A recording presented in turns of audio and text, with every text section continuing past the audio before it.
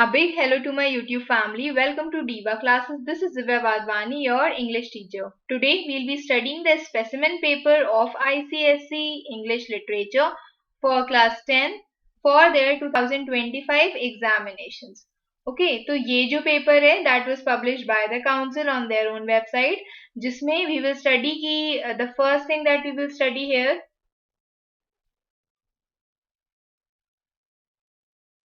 is that the paper is of 80 marks. Time allowed is 2 hours. ठीक है, answer must be written on the paper that is provided separately, answer sheet. Then you will be not be allowed to write during the first 15 minutes. वो जो time है वो आपका paper reading का time है. Then ये जो paper है that has 4 sections in it. ठीक है, section A that is compulsory. All questions in section A must be answered. तो ये वाला जो पार्ट है that we will be doing today, that is the part 1. Then rest will be done in the next parts. You must attempt one question from each of the sections in section B, C and D. मतलब section B और C और D में से आपको एक एक question करना है.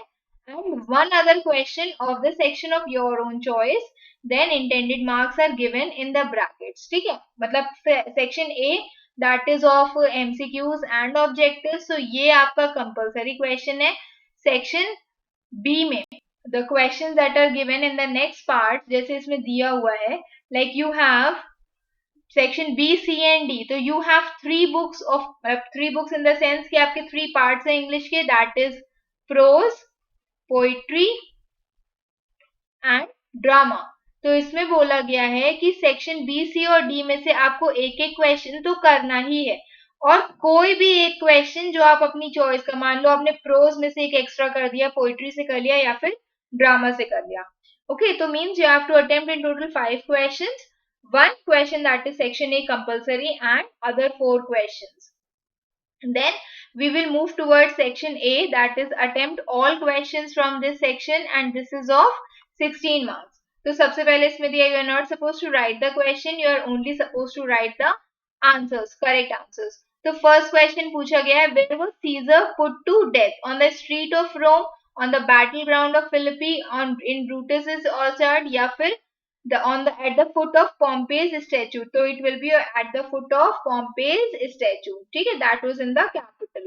Then next one, who asked permission to speak at Caesar's funeral? Caesar के funeral में किसने permission मांगी थी बोलने के लिए to speak? तो that was Antony, his friend. Then woe to the hands that shed this costly blood. Over thy wounds now do I prophesy. अब ये जो स्पीच है, जस्ट बिकॉज कि ये किसका है, एंटनी का है, तो बोला गया है कि आपको बताना है कि इसमें एंटनी कैसे फील कर रहा है. अब वो to the hands means curse to the hands. हम जब शराब दे रहे हैं तो हम गुस्सा है किसी से, ठीक है, तो बोला गया है कि is he enraged, is he sorrowful, anxious या फिर फ्रस्ट्रेटेड. तो दिस विल बी एनरेज्ड, मतलब he is angry. Okay, then next one, when Antony says this is a slight unmeritable man meet to be sent on errand. So Antony जब कहता है कि this is a slight unmeritable man meet to be sent on errands, वो किसकी बात कर रहा है? तो he is talking about Lepidus. Then next question, answer keys are given at the end of this paper only. I will send you this paper on Telegram. ठीक है, description box has its link. Then what strategy does Cassius suggest that the conspirators follow? कौन सी strategy है जो caseous कहता है कि conspirators को फॉलो करनी चाहिए? March towards Philippi, remain where they are, raise an army of foot soldiers, या फिर set fire to the surrounding. So it will be Cassius से ask them, ask the other conspirators to remain where they are.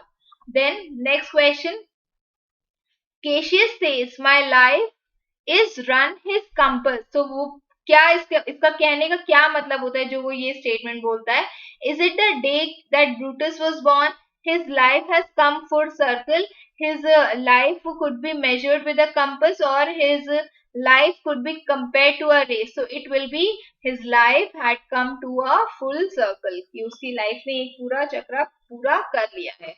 ठीक है, now next question कि विच of the given options. अब ये थोड़ा सा ट्रिकी है, आई वाज आल्सो कंफ्यूज्ड. तो इससे बोला है कि विच of the given Options: contain the figure of a speech that appears in the following line from Leigh Hunt's poem The Glove and the Lions. Statement क्या पूछी गई है कि ये जो दिया है इसमें एक फिगर ऑफ स्पीच है, ठीक है, और यही सेम फिगर ऑफ स्पीच जो है इन चारों में से एक में है। तो आपको बताना है कि कौन से में है जो सेम है। अब देखो, सबसे पहले rammed and rode the lions, मतलब जब two sounds are together spoken उसको हम एलिटरेशन कहते हैं, ठीक है। Two consonant sounds are together spoken, जैसे रैम्ड एंड रोड, तो ये क्या हो जाएगा, ये मेरा एलिटरेशन हो जाएगा। सिमिलरली बोला गया है कि सेम आपको किस में यहां पर मिलेगा। ओके, तो ये क्या है, your eyes are like diamond bright, तो ये एक form of figure of speech हो गया, that is simile. Simile is something जिसमें आप एक चीज को दूसरी चीज से कंपेयर कर रहे हो यूजिंग द वर्ड एज या फिर लाइक। सेकेंड बोला गया suddenly the black night showed it's teeth in the flash of lightning, तो ये क्या है, पर्सोनिफिकेशन है, जहां पर एक नॉन लिविंग थिंग को लिविंग बीइंग से कंपेयर किया गया है। ब्लैक नाइट को एक कैरेक्टरिस्टिक दिया गया है कि वो अपने टीथ शो कर रही है। Then next one, rich gifts of raiment in grains of gold. अब इसमें देखो, इसमें एक चीज you can see R and G, तो ये क्या होगा, दिस विल बी एलिटरेशन, जहां पर एक ही स्टेटमेंट में multiple consonants are repeated. Okay, और दूसरा लास्ट भी हम लोग पढ़ लेते, pack up the moon and dismantle the sun, this could be imagery, else और भी इसमें हो सकती है, but this could be imagery, I am not sure about it, ठीक है। तो हमारा जो आंसर है that is rich gifts of raiment and grain और गोल्ड और ग्रेन। फिर बोला गया है which of the following is not in effect of Bhishmalochan शर्मा's powerful singing in Sukumar Ray's poem the power of music, तो उसमें बोला गया है कि उसका कौन सा इफेक्ट नहीं है, जब ये इनकी पावरफुल सिंगिंग का कौन सा इफेक्ट नहीं है। The sky weeps, yes it does. The trees shake and crash, yes. People retire amazed, yes. The turtles whine and stare, no. ठीक है, तो कौन सा आंसर नहीं है, जो नहीं इफेक्ट है वही आंसर होगा, तो ये होगा उसका answer, that is the turtle vine and stair.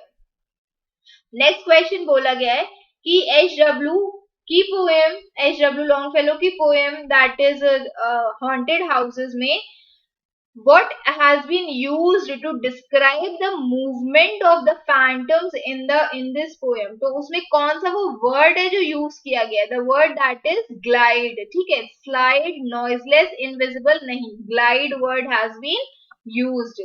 Then the theme of Maya Angelou's poem when great trees fall, तो उनकी जो मेन थीम है वो क्या है, वहां पर जहां पर एल्डर्स को कंपेयर किया गया है ट्रीज के साथ, and if they are dying, if they the death of their loved ones को हैज बीन शोन हियर कि उनका हमारे ऊपर कैसा इम्पैक्ट पड़ेगा।